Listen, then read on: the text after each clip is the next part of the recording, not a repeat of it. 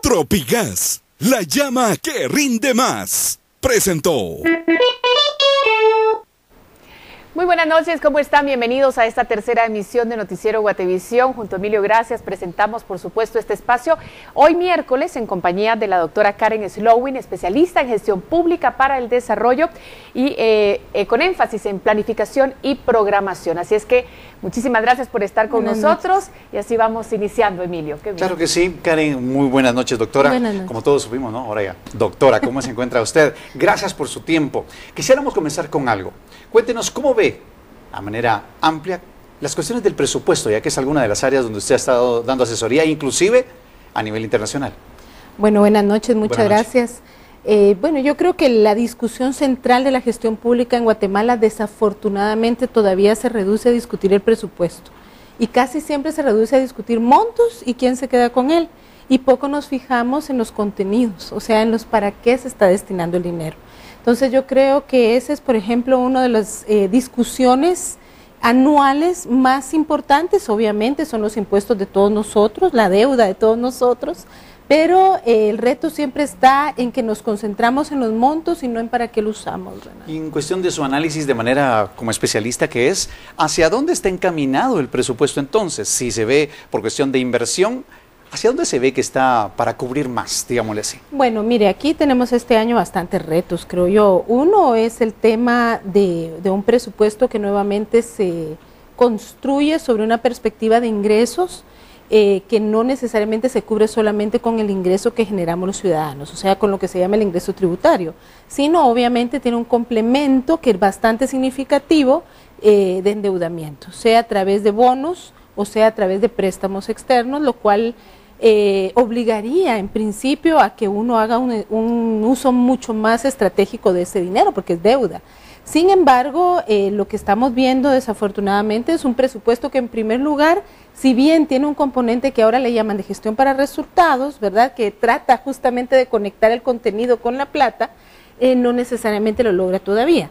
Pero dos, es un presupuesto que ha abierto la puerta a que los recursos, especialmente los de inversión pública, como usted señala, se puedan emplear muchísimo más discrecionalmente que lo que se había tratado de evitar los últimos años. Eso es un reto muy grande para el país porque es dinero que vamos a tener que pagar tarde o temprano y que seguramente al canalizarlo por los mecanismos de ONGs y demás, no necesariamente tenemos capacidad de asegurar su destino, ¿verdad? Entonces yo creo que ese es el gran reto del año entrante. Vamos a deber un montón de dinero, ¿y para qué? Porque la importancia sería saber que se va a aplicar en políticas públicas. Así es. Que lleguen, por supuesto, a donde se necesitan. Y de eso vamos a hablar y de mucho más esta noche con la doctora Slowin. Gracias nuevamente por estar con nosotros. Y queremos invitarla, doctora, a usted y por supuesto a todos los televidentes a acompañarnos porque vamos a revisar noticias y luego vamos a comentar sobre ellas. Y vamos a hablar en este momento de cómo en nuestro país, en un país donde la impunidad ha reinado por años, cualquier esfuerzo por acabar esa forma de violencia estatal genera rechazo político. A continuación, le vamos a presentar un balance de las luces y sombras en torno a la CICIG en nuestro segmento Panorama Político.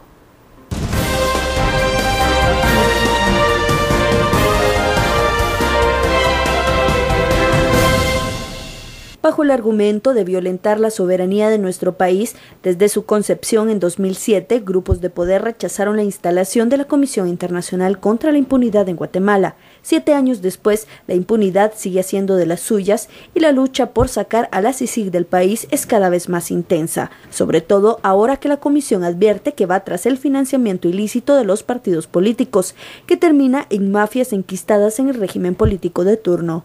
9 meses le quedan a la comisión. En reiteradas ocasiones el Ejecutivo ha dicho que la CICIG ya cumplió su misión y no es necesaria, aunque más diplomático es el mismo discurso que sostienen los grupos que defienden a los militares en el juicio por genocidio, los que acuerpan a Byron Lima, llevado nuevamente a los tribunales tras una investigación de CICIG que desnudó mafias en prisión, y Alfonso Portillo, quien purga prisión por corrupción.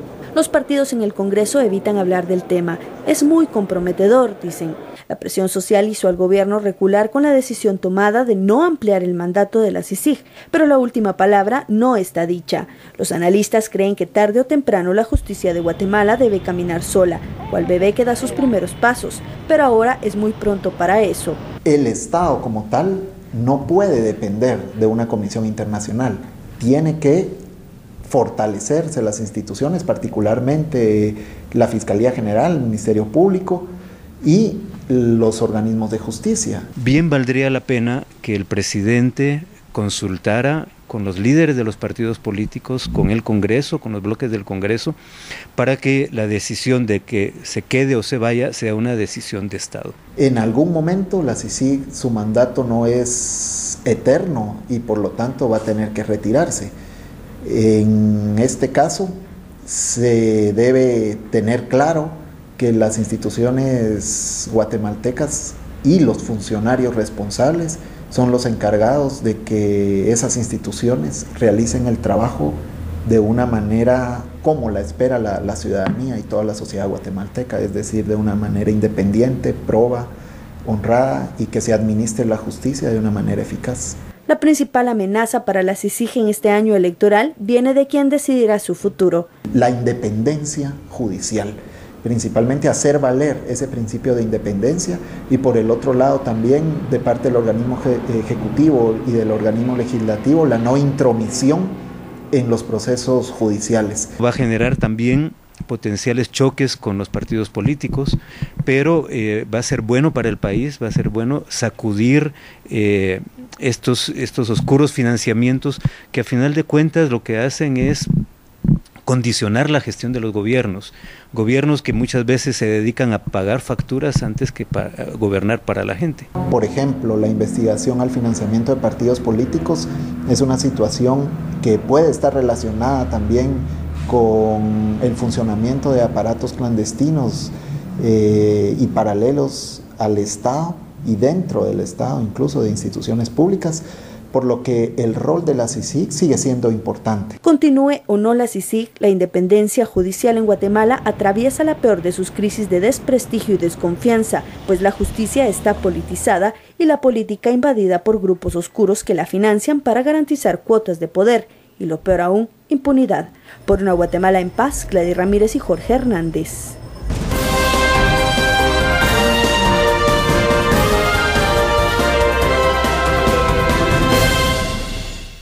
Continuamos conversando con Karin Slowin y usted ya vio la nota, por supuesto la doctora también, y pareciera que la CICIG, muy polémico su estadía en Guatemala o no, su permanencia, pero para muchos es más bien evidenciar un sistema de justicia muy débil. ¿Cuál es su opinión? Bueno, yo primero le voy a dar mi opinión como ciudadana, porque pues no es mi área de especialidad la seguridad, pero como ciudadana a mí no me queda la menor duda de que Guatemala necesita que la CICIG se quede. Razón es muy básica. Si aquí el sistema de justicia funcionara, no hubiéramos visto las barbaridades que hemos visto las últimas semanas. No hubiéramos visto un diputado hacer procesos que efectivamente son de tráfico de influencias y salir simplemente caminando como que nada ha pasado. Entonces yo creo que si hay un reto de cooptación de las instancias, y todos esos elementos nos hacen saber y entrever, y lo vivimos los ciudadanos de a pie todos los días, que nuestra certidumbre de que vamos a acceder a la justicia de una manera equitativa es imposible.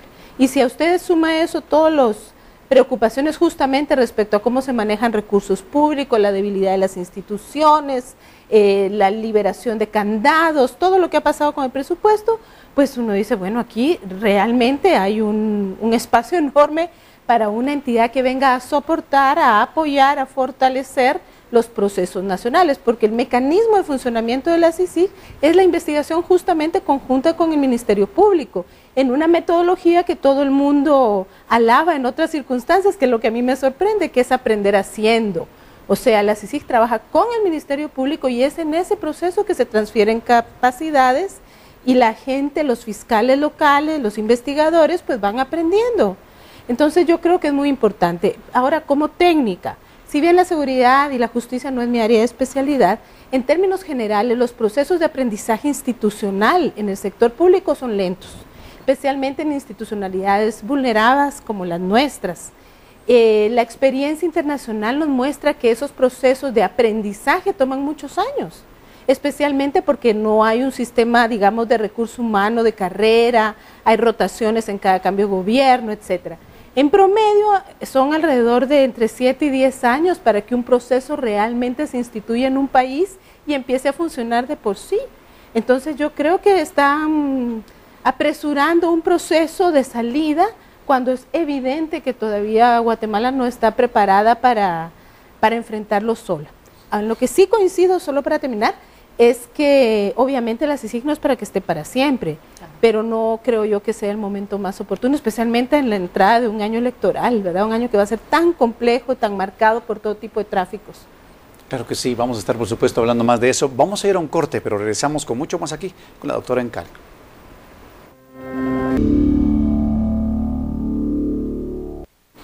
Gracias por continuar con nosotros en esta noche en la que tenemos a la invitada, la doctora Karen Slowing, con temas muy interesantes, tratando de dar un esbozo de cómo es que se encuentra la situación guatemalteca.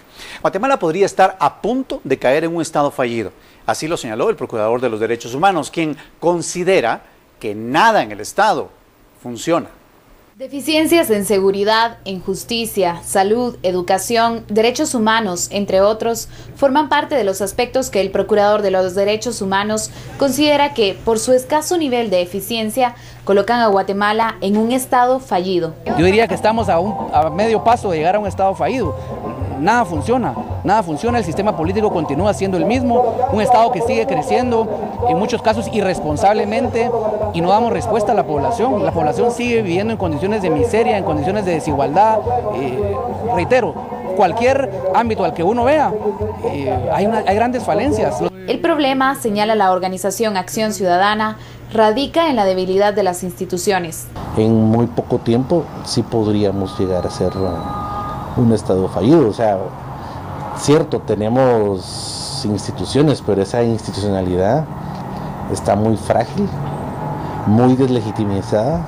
Resaltan que actualmente no existen propuestas ni iniciativas políticas que permitan reorientar al Estado. Por una Guatemala en paz, Lourdes Hércules y Noé Medina. Tema por demás interesante. Doctora, según su punto de vista como especialista, ¿estamos en realidad en Guatemala en un estado fallido? Bueno, mire, yo sinceramente pienso que depende de para quién y desde qué posición o desde qué ángulo lo vea. ¿Fallido para quién? Para la ciudadanía en general y en particular para la población indígena, para la gente que persiste en condiciones, como decía el señor Procurador, de pobreza, de falta de oportunidades. Definitivamente es un estado fallido, pero no de ahorita, es fallido de hace mucho tiempo, ¿no? Pero ¿qué es lo que yo pienso que estamos viendo? Estamos viendo la agudización de un proceso de, digamos, de deterioro institucional, ¿verdad? Muy acelerado en estos últimos años y que más bien responde a que, a mi juicio, hay una pugna por bien quién se va a quedar con el control de ese Estado, porque hay gente que para la cual el Estado funciona de maravillas, funciona muy bien, ¿verdad? Entonces, obviamente no es el interés ciudadano, no es el deber ser. Cuando la gente habla de Estado fallido, digamos, desde una perspectiva más académica, estamos hablando de una categoría en donde se supone que el Estado está para construir el bien común, como dice nuestra Constitución, y que debe velar por nuestros derechos, garantizarlos. Si usted lo mira desde una perspectiva normativa, pues sí, este Estado es totalmente fallido, porque ni tenemos educación, ni tenemos salud, ni tenemos oportunidades de empleo, o sea, es muy complejo, ¿no? Pero hay gente que sale bien, por ejemplo, esta economía, si bien crece poco, crece, ¿verdad? ¿A dónde se trasvasa toda esa riqueza si la mayoría de la gente está luchando por sobrevivir? Entonces siempre hay ganadores. Entonces ahí se relativiza el tema, ¿verdad? Sería, perdón Emilio, solo porque sé que es su especialidad, sería entonces falta de planificación, porque teníamos la excusa de no tener presupuesto 2 años atrás y ahora tenemos presupuesto y bonos. Pero habrá planificación para adelante, porque es la única manera de responderle a estas personas. Mire, yo creo que no es un problema técnico, o sea, obviamente falta planificación, falta visión de largo plazo y sobre todo falta una institucionalidad que pueda ejecutar la planificación, porque Guatemala tiene una de las historias más antiguas en Latinoamérica de planificación para el desarrollo. Empezamos en los años 50, son 60 años de trabajar en el tema, a veces con alzas, a veces con bajas, pero se ha mantenido, ¿no? El gran reto de nuestro país en términos de planificación es de instrumentar la planificación y de que se haga lo que se dice. El asunto es que vamos como en dos carrileras, diría yo. Una, la formal, la del deber ser, la del discurso, la de los documentos, y otra, el realpolitik, ¿verdad? Entonces, por donde se mueven las decisiones, no necesariamente es por donde que escriben los planes. Pero yo creo que el problema que vivimos de Estado fallido, de esta agudización de deterioro institucional, no está necesariamente asociado a falta de planificación, sino a que hay una disputa realmente por ver, digamos, qué grupos, qué facciones van a mantener o acceder al control justamente de las decisiones sobre el Estado y sus recursos. O sea, no es que no haya planificación, según lo que usted nos dice, sino se planifica hacia esa gente a la que no es un Estado fallido, sino que a la que sí favorece. ¿Es así? No, al contrario, digamos, se hace planificación pensando en la pobreza, pensando en todo esto, la educación y lo demás, pero los planes van en este carril, ¿sí? Y resulta que el carril izquierdo, igual que cuando vamos en la calle y aceleramos, rebasamos por el otro lado, ¿no es cierto? Entonces usted va en el otro y no necesariamente ahí se conecta el presupuesto, ¿verdad? De lo que podemos ver hasta ahorita, ¿hacia dónde? Digamos, aquí a 1 año y medio, donde ya sabríamos de una u otra manera quién fue el que quedó como nuevo gobierno.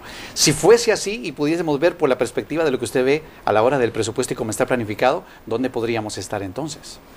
Bueno, yo no quisiera transmitir un mensaje muy pesimista, ¿verdad? Refirámonos a lo que son los números y lo que dicen. Pero mire, yo creo que estamos llegando en ese proceso de deterioro institucional ya a situaciones que sí pueden poner en riesgo incluso a los que están en la competencia por el control del Estado, ¿verdad? ¿Qué le digo yo? Riesgos, no hay riesgos inmediatos de desestabilización macroeconómica, pero conforme más nos endeudamos y más nos endeudamos para cosas que no nos van a hacer levantar la economía, que no nos van a hacer más productivos, generar más empleo o tener mejores capacidades en salud o educación, nos estamos endeudando por gusto y todo eso va cargando el presupuesto. Por el otro lado se suben impuestos, lo cual en el país en principio es importante hacer, pero se suben sin procesos de diálogo, sin acuerdos políticos. Entonces, ¿cuál va a ser la sostenibilidad de las medidas, por ejemplo, que se tomaron a la par del presupuesto?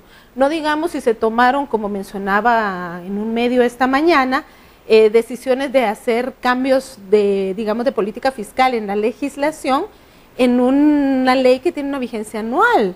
Entonces, ¿me entiende? Están haciendo como cosas, tal vez la parte más fallida de todo es que la gestión política está haciéndose muy amateur, ¿verdad? De alguna manera.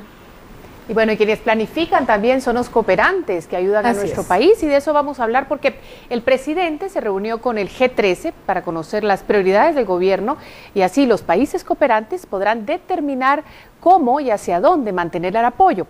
La cooperación internacional se ha inclinado por la seguridad y la justicia. El embajador de Alemania encabeza la delegación del G13 y en la reunión se conoció las prioridades del país para coordinar el apoyo internacional.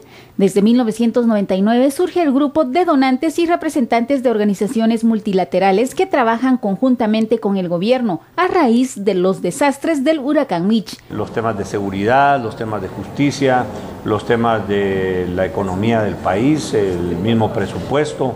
Hubo intercambio de prioridades entre los asistentes a la reunión, indicó el canciller. Pero no hablamos de un momento específico, pasamos revista a los temas que a la cooperación, que al G13 en particular le interesan en Guatemala. Para nosotros cooperantes es absolutamente fundamental que nuestros esfuerzos de desarrollo, nuestro invertimiento en el desarrollo de Guatemala coincide con... Pese a que el G13 brinda mayor apoyo a la Comisión contra la Impunidad, no se abordó en la reunión, aunque el Ejecutivo ha dejado en claro que lo discutirá con los diferentes sectores. No hablamos, ese tema no estuvo presente, posiblemente, pero hoy no estuvo presente el tema, no se discutió.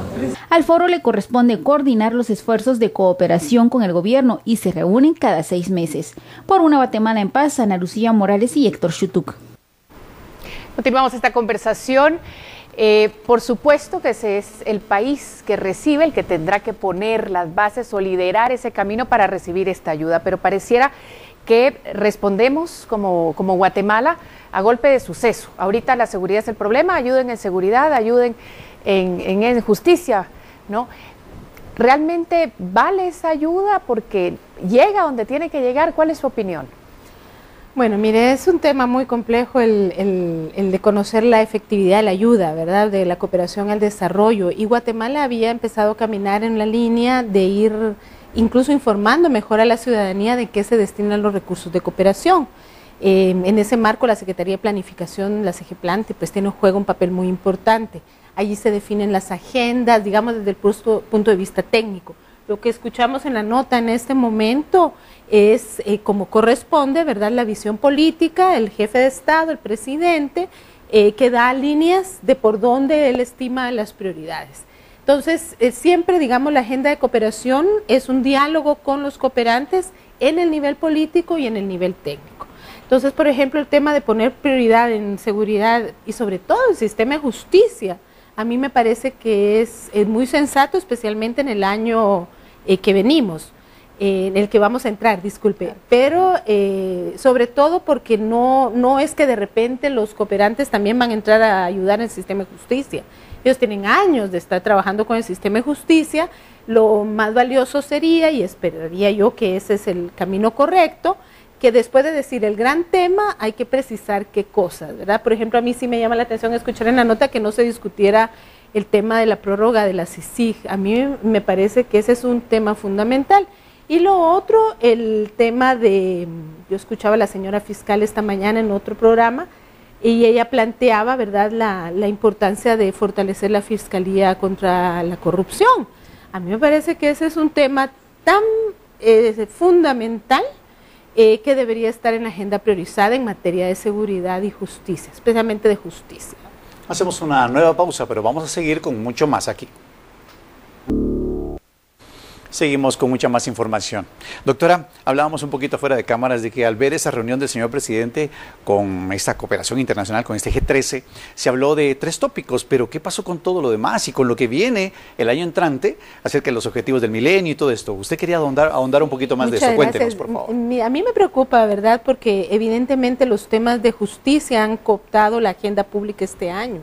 Pero resulta que el ciudadano tiene que comer, tiene que educar a sus hijos, tiene que ver la salud, y pareciera que esa agenda ha salido bastante de la agenda pública. Yo no estoy diciendo que no la hayan tocado en el G13, pero sería muy interesante saber cuál fue la discusión y la prioridad asignada, por un lado, a reportar. Recuérdense que el año entrante es el 2015, debe reportarse qué logró el país.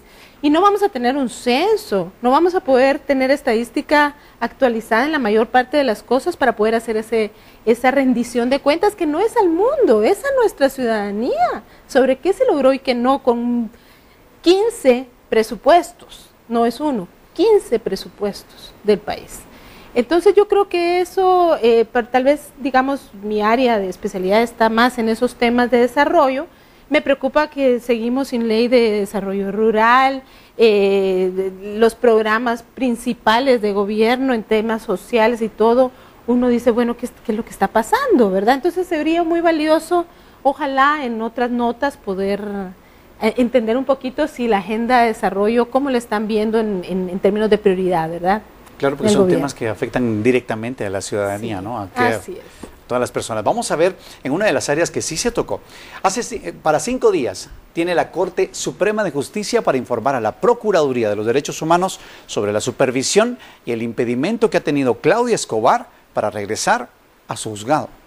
Debido a que se le impide tomar posesión del cargo como jueza de primera instancia civil de Misco, a Claudia Escobar, que renunció a ser magistrada de sala de apelaciones ya que denunció anomalías en la selección de magistrados, el procurador solicitó informes a la Corte Suprema de Justicia. Solicitamos los informes a la Corte Suprema, a la supervisión, para que nos expliquen cuál es el procedimiento que están empleando, porque queremos saber cuál es el impedimento que pudiera tener ella para no hacerse cargo de su judicatura, o si se trata de algún trámite administrativo y que posteriormente la van a dejar tomar posesión. Escobar, que hizo su aparición ante los medios de comunicación, Manifestó que fue una de las decisiones más difíciles de su vida. El pasado 5 de octubre hizo público su renuncia y en noviembre la hizo por escrito, luego que la Corte de Constitucionalidad dejara infirme la selección de magistrados al rechazar los amparos de las organizaciones de la sociedad civil. Hasta el momento, el Consejo de la Carrera Judicial y la Corte Suprema de Justicia no se ha pronunciado, pero deberá hacerlo ante la Procuraduría de los Derechos Humanos. Entidades a las cuales solicitamos informes circunstanciados son de 5 días hábiles.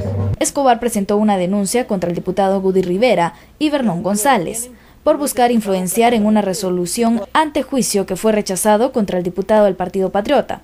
Por otra parte, el abogado fue ligado a proceso y ayer se notificó sobre la fianza, en el que el Ministerio Público analiza si impugna. La Corte Suprema deberá responder qué pasará con Escobar la próxima semana. Por una Guatemala en paz, Verónica Orantes e Iván Quiñones. Vamos también a revisar esta noticia porque el Tribunal Supremo Electoral recibirá 5 millones de quetzales menos del presupuesto para las elecciones del 2015 en comparación con lo asignado en las elecciones del 2011, algo que ajustará, lógicamente, en la logística del proceso a la dirección electoral. Una leve disminución del presupuesto asignado para la organización de las elecciones en 2015 impactará en términos de logística.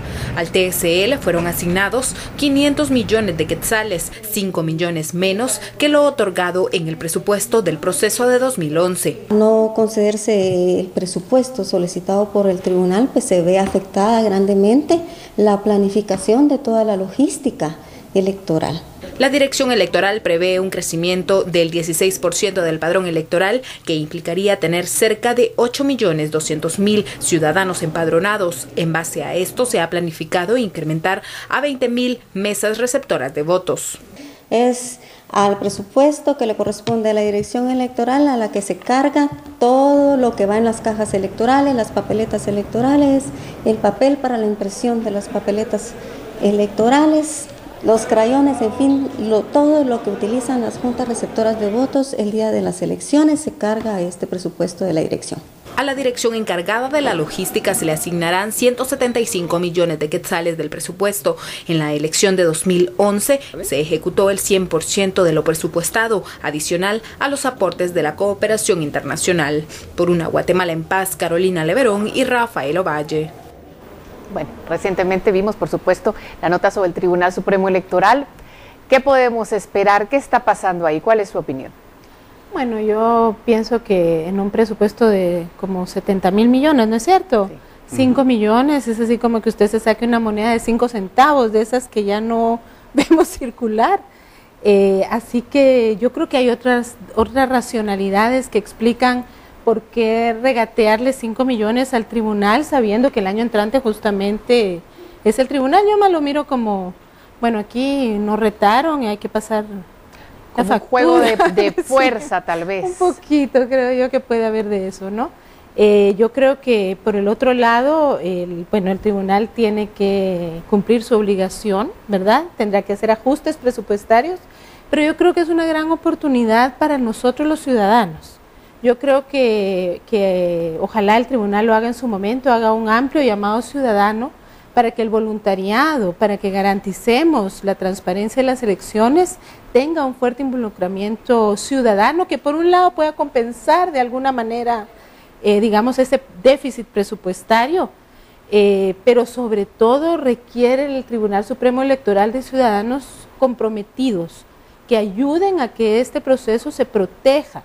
Estamos hablando ya de los pocos, digamos, herencias que nos quedan de 30 años de democratización, que son elecciones que nos dejan tranquilos, por lo menos en el proceso. Entonces, yo creo que sería una gran oportunidad. Imagínense si el empresariado nacional dice, bueno, entre todos, porque queremos unas buenas elecciones, pongamos entre todos los 5 millones. ¿Qué le falta? ¿Por qué no? Son 5 millones, que son 5 millones, como digo, en eso. Entonces yo creo que aquí hay un tema de agenda ciudadana que ojalá la podamos mover entre todos para que el tribunal pueda cumplir como debe ser y nosotros también como ciudadanos, porque nuestra obligación no es solo ir a votar, es realmente asegurar, uno también porque que votemos bien, con prudencia y racionalidad en nuestra decisión, independientemente de la que sea, pero segundo, contribuir a asegurar que las elecciones se realizan y se realizan de manera transparente. Pareciera que los ciudadanos vemos lo que pasa como en película, el caso de la licenciada Claudia Escobar, la magistrada, una situación muy polémica y ahora, bueno, pues ahí está tratando de ser rehabilitada en su cargo. En fin, son situaciones que, como usted dice, vienen también a ser responsabilidad del ciudadano. Así es. ¿Verdad? Cosas interesantes que están pasando. Sin embargo, me llamó mucho la atención lo que usted decía, o sea, de 70,000 millones, ¿verdad? Quitan 5. ¿Verdad? Para ellos específicamente, pero usted decía, podríamos leerlo de otra manera, y me gustaría que ahondara un poquito más. ¿Será esto una revancha? ¿Será una cuestión de fuerza un poquito más? ¿Podemos ver un poquito más allá, un mensaje que está llegando? O sea, me escudriñaste, ahora te quito 5 millones que podrían ser, de verdad, pueden afectar al menos a la organización. Mire, obviamente, si uno le consulta al Ministerio de Finanzas Públicas, puede tener argumentos, ¿verdad?, para regatearle 5 millones al tribunal. Pero le digo, Dios mío, ¿qué son 5 millones? No tengo ahorita una calculadora y la mente no me da para hacerle el 0.qué% del presupuesto. Es una ridiculez. Entonces, deben haber criterios de otro orden, ¿verdad? Los criterios de asignación de presupuestos son en parte técnicos, pero también son políticos. Es más, en nuestro país son esencialmente políticos. Entonces, pues yo sí podría...